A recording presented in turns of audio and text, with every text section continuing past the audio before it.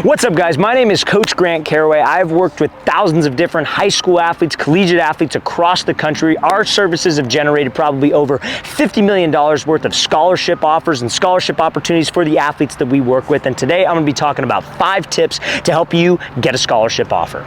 Now, tip number 1, you guys, is the skills will pay the bills. At the end of the day, you have to have the skills to be able to play collegiate football, especially at a Division I, Division II, Division III. It's not easy to play college football, you guys. So one of the main mistakes that a lot of parents, a lot of athletes will fall for is that some recruiting service or some recruiting agent will be able to help them get exposure and help their kid get noticed. If your kid's not good enough, guys, you could pay thousands, tens of thousands of dollars for some expert to give you advice, and it's not going to work if you don't have the skills. A lot of people fall for the big scams like the NCSAs of the world, right? The bigger recruiting services, they get a little bit more publicity, but this is what they do, you guys. They take your information, they got your email, they got your phone number, and then as soon as you sign up for their services, even their free services, you start getting all these emails like, oh, you've been invited to this camp, you've been invited to that camp from Joe Blow University in the middle of Iowa that you've never even heard of, and you're thinking, oh wow, their service must really work, I'm getting noticed. Guys, what they do is they take your information and they sell it to a company or they sell it to a college, because that college relies on that college camp to pay a lot of the coaches on their staff. At these smaller universities, that summer camp is one of the biggest sources of income for the coaches. The coaches usually get a one-time stipend in the summer. They're not an hourly worker, they're not on salary, they get a stipend for the summer, and it's usually directly from that summer camp. So the more players that they get to their summer camp, the more money that they have to pay those coaches. And so that's why you get a lot of these invite emails. So don't fall for one of these recruiting services, one of these recruiting scams. Keep the main thing, and that is being a great football player. But now we're gonna get into how you could actually use that and leverage that to help you in the recruiting process. Now, the second thing that I want to talk about today, you guys, is a varsity highlight tape. So a lot of people think that, oh, my 7-on-7 team that I play on, that's going to help me get exposure. If I play on this freshman team, JV film, if I just do well, guys, at the end of the day, college coaches want to see varsity film. 7-on-7 is not real football. It's a great tool, it's a great training method, but it's not real football, and that's not going to get you any legitimate recruiting attention. So focus on getting a solid varsity highlight tape. Now, by varsity highlight tape, I don't mean you need to have an 8 to 10 minute long tape. A college coach probably won't watch that in the first place. A college coach is going to watch probably the first 5 plays of your highlight tapes. Your highlight tapes need to be 1 minute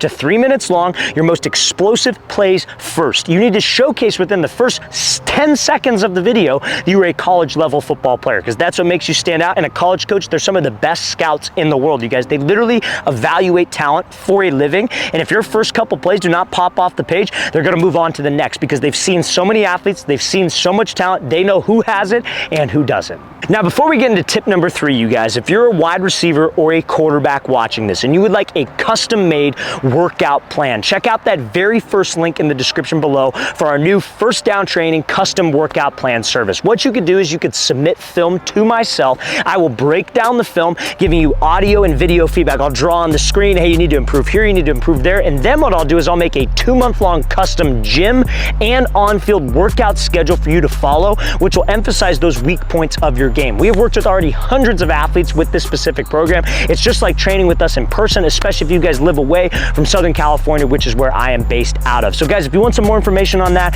very first link in that description below. Let's get back to this video. Now, tip number 3 is going to be marketing yourself on X, formerly known as Twitter. So guys, especially if you live in a small town, especially if you're at a small school that doesn't get a lot of college coaches in, right? Like, I'm in Southern California, so a lot of the athletes that I train play at these big time schools like St. John Bosco, you got Los Alamitos High School, which is a public high school, and they are constantly getting college coaches to show up to their campus to scout their players, right? So if you're in one of those situations, having a relationship with your high school head coach, your offensive coordinator, people who deal with these college coaches directly is very important. And that's what I would say is probably the most important. But if you're in a small town, you play for a small team, your high school coach is maybe not that well connected, you need to market yourself. Don't rely on anybody else doing it for you. So you need to make an X account.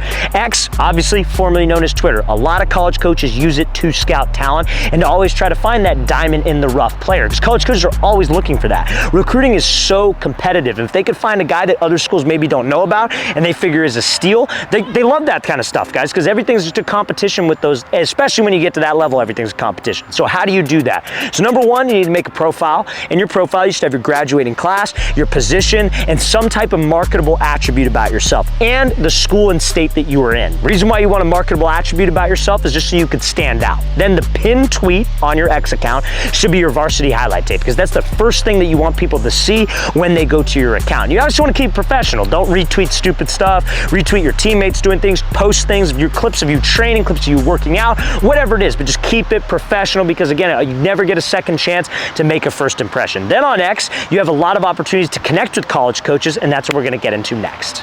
Now, tip number 4 is going to be attending college camps through the relationships that you developed on X. So when you're on X, the whole reason you want to make that account, you're not just going to post something and then just have a bunch of college coaches, oh my God, this guy's a good player, let me go recruit him. You're going to have to be active in the recruiting process. You don't want to be passive, you want to be active. So you got to make sure that you're following college coaches and you're messaging college coaches and reaching out to them to kind of build a relationship with them. So what does that look like? So let's say, for example, a school that you're interested in is like University of Oregon, for example, right? Now this strategy may not work with the big time Power 5 schools, maybe some of the smaller schools. This will work insanely well.